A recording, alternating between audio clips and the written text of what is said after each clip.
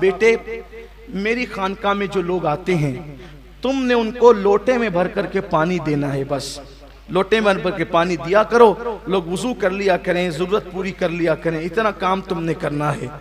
इस तरह करते करते गौस पाक की चौखट पे बैठे हुए उस शख्स को 40 साल बीते। कितने साल बीते? 40 साल बीते। तवज्जो करना, आपकी आज की महफिल से मुताल्लिक खास ये बात है, अल्लाह करे यकीन अपना पुख्ता हो।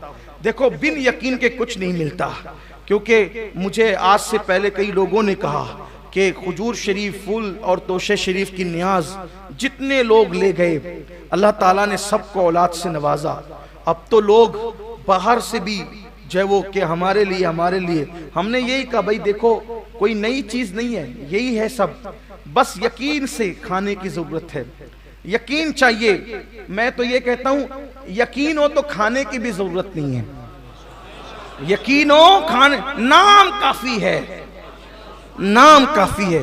वल्लाह यकीन हो तो फिर नाम की भी जरूरत नहीं है, सिर्फ ख्याल काफी है। ये शान, उनकी शान की बात, उनको लोग जानते क्या है? गौस पाक खुद कहते हैं मुझे कोई नहीं जानता, और फरमाया कि मुझे किसी के बराबर मत समझा करो, किसी को मेरे बराबर मत समझा करो, क्योंकि अल्लाह ने फरमाया आलमो माला तालमून, मैं जानता हूं तुम नहीं जानते। तो फरमाया वो अब्दुल कादिर तो है जिसको अल्लाह जानता है, तुम नहीं जानते।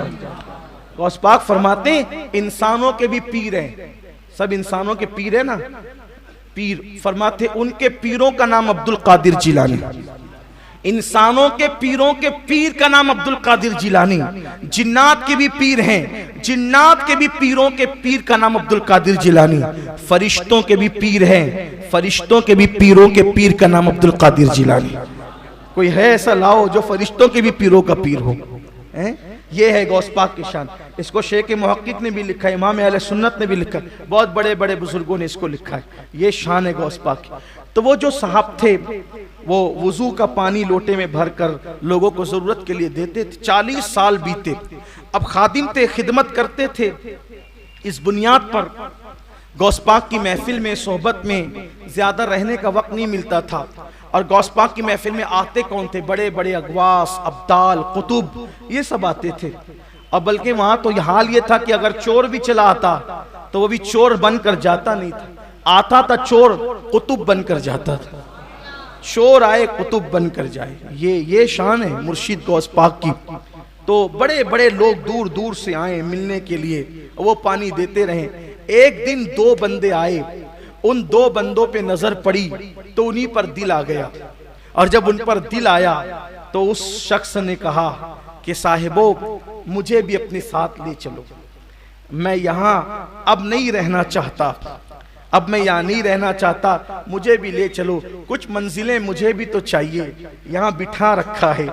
मुलाकातें कम होती है, नजर भी कम पड़ती है। हालांकि जिसका फरमान नजर तो इला बिलादिल्लाही जमा, कि मैं अल्लाह के शहरों को ऐसे देखता हूँ जैसे तुम हथेली पे राई का दाना देखते हो। फिर वहां आंखों से देखने का क्या मामला, फिर वहां तो नजर में ही है ना, हैं? फिर तो नजर में, वहां तो नजर ही के अंदर है। वल्लाह उनकी नजर में ना होते तो औरों की नजर तो अब तक खात्मा कर चुकी होती।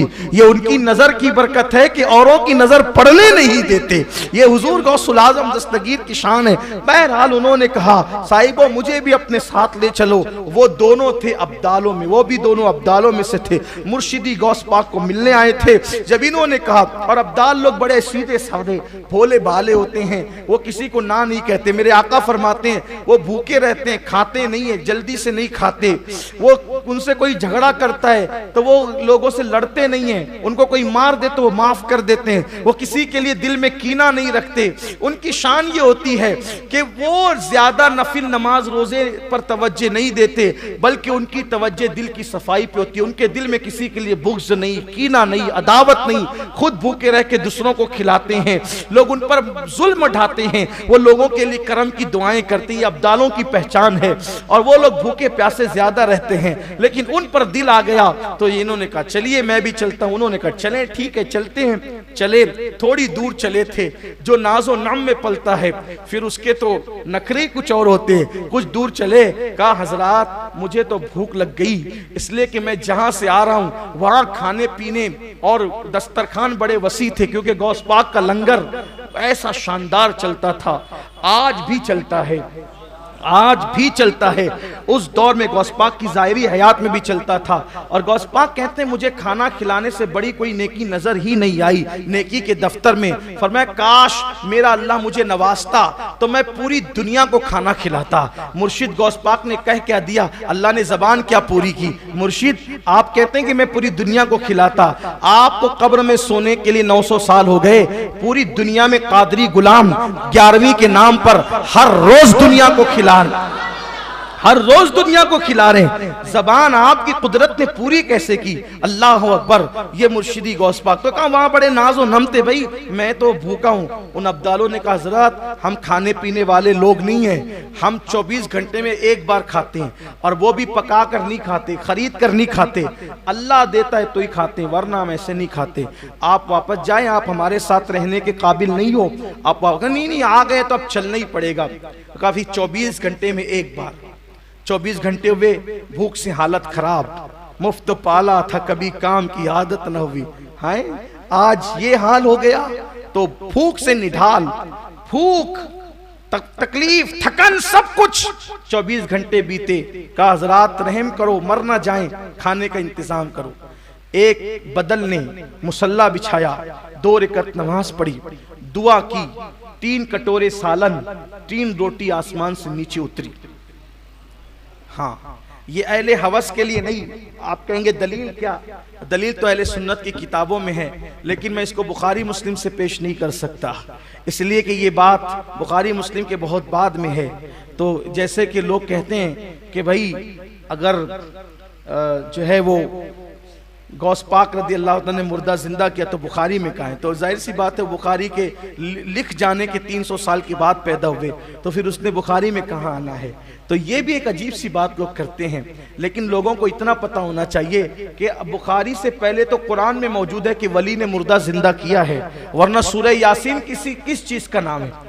सूरह यासीन के अंदर मौजूद है सादिक सदूक और शमून का जो वाकया है, ये उसी के अंदर मौजूद है कि वलियों ने मुर्दा जिंदा किया है। और उसका मामला ये है कि जब वो मुर्दा जिंदा कर रहे थे तो हजरत ईसा अलैहिस्सलाम चौथे आसमान पे कह रहे थे मौला मेरी उम्मत का वली दुआ कर रहा है, लाज रखना तेरा काम है।